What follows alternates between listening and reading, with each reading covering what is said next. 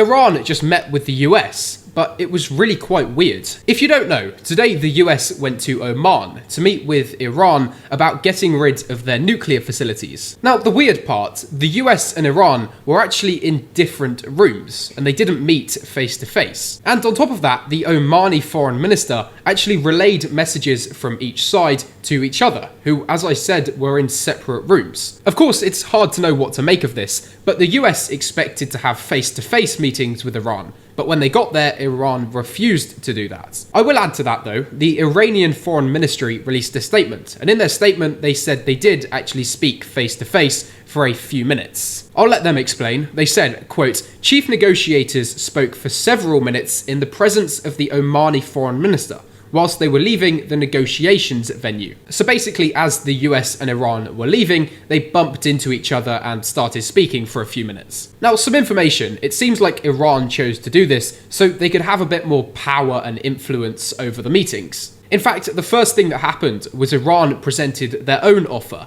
rather than both sides trying to negotiate. But their offer was actually quite interesting. Iran's offer was to have a nuclear weapon-free Middle East, and that includes Israel getting rid of their own nuclear weapons. The US didn't comment on that, but Iran has said new meetings are scheduled for next week, as these meetings somehow went quite well. So the US came to Oman to have a meeting with Iran, but when they got there, Iran refused to have face-to-face meetings, and they ended up in separate rooms. So I personally can't imagine much was achieved in these meetings. As usual, you can leave me a follow for some more global news like this, but it seems like Iran is just laughing at the US. They invited them halfway across the world and didn't really even turn up for the meetings. So it's quite embarrassing for the US, and it'll be interesting to see how they respond. But I'll see you in the next video.